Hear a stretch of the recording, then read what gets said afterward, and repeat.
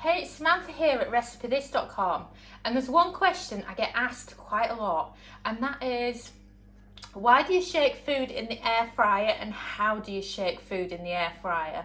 Well, the idea behind shaking the food is so that it doesn't become stuck at the bottom. You don't have to do it for everything. You know, for example, if you're making some French fries, you might do it twice during cooking and that is it. And I would do it for something like what I just cooked now, which is steak bites and potatoes, just because the potatoes can get stuck a little bit at the bottom and you want it to look good where you can see an equal amount of the steak and the potatoes. So to shake it, just like that.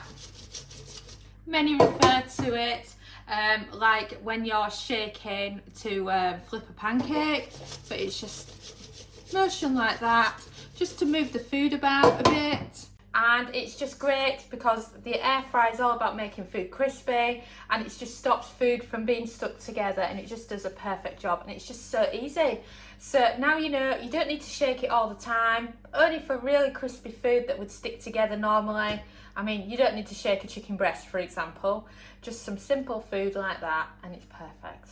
We are also the authors of the Complete Air Fryer Cookbook, available now on Amazon and through our website at RecipeThis.com. It features 140 easy, everyday air fryer recipes, just like the one you have just watched.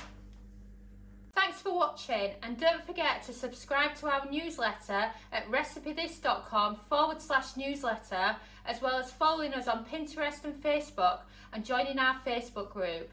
We are also on TikTok now, so don't forget to follow us at TikTok /RecipeThis.